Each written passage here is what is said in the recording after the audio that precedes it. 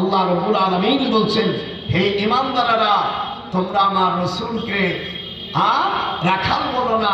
ইয়া আইয়ুহাল্লাযীনা আমানু, ইয়া আইয়ুহান নাস বলে নেই। কোরআন শরীফের মধ্যে 89 জায়গায় আছে ইয়া আইয়ুহাল্লাযীনা আমানু।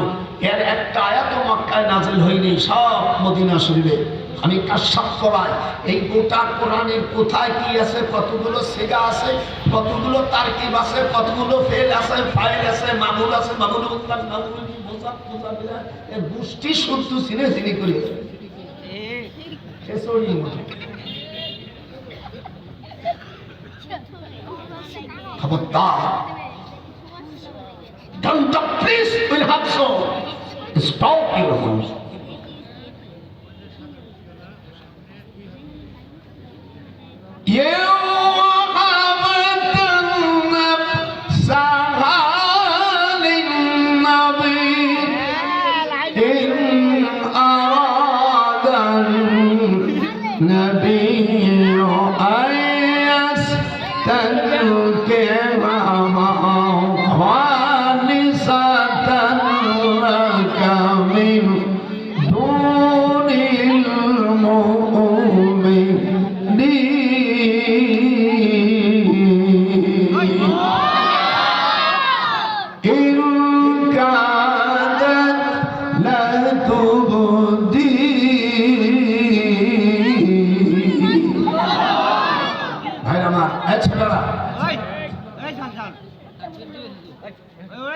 আল্লাহ রাব্বুল আলামিন কোরআনুল মাজিদের মধ্যে হুজুরকে সম্মান দেওয়ার কথা বলেছে।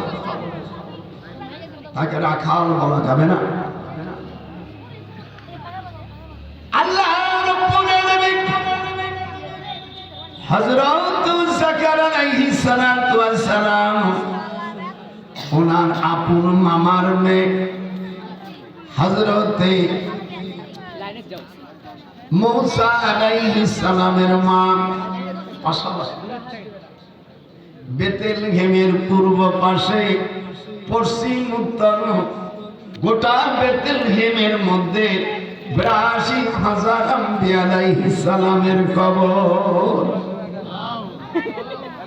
আর বিভিন্ন জায়গা আছে আল্লাহর হাবিব সাল্লাল্লাহু আলাইহি ওয়াসাল্লামের জন্ম মক্কায়। মক্কা শরীফের হারামের মধ্যে ৫৮০ জন পয়গম্বরের কবর আছে, পরে ঢেকে দেওয়া হয়েছে। এটা বাদশাহ নুরুদ্দিন সময়, আমরা তো ওই সময় দেখিনি, তাফসীরের মধ্যে পড়েছি।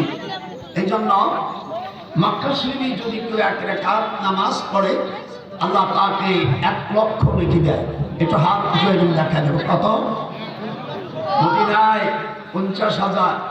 আমাদের দেশের অনেক ভাইরা অনেক বেশি বলে থাকে, এটা হাদিস কোরআনে পাওয়া যায় না।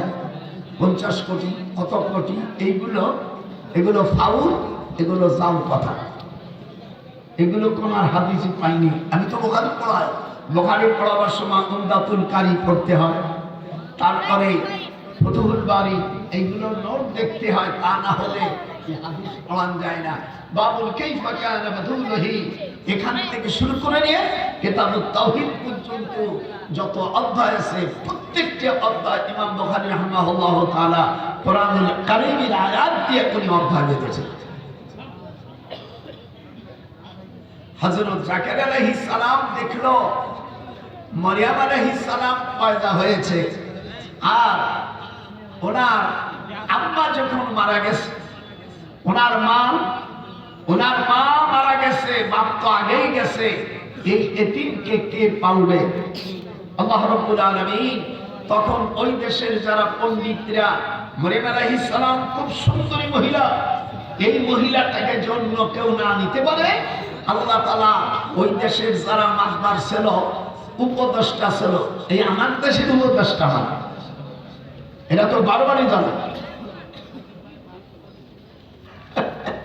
সব আজকে আয়াতে আসবে, কোন তো বাদ দেব না।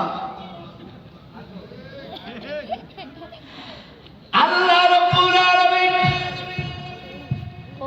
হযরত মারইয়ামকে কে পালবে?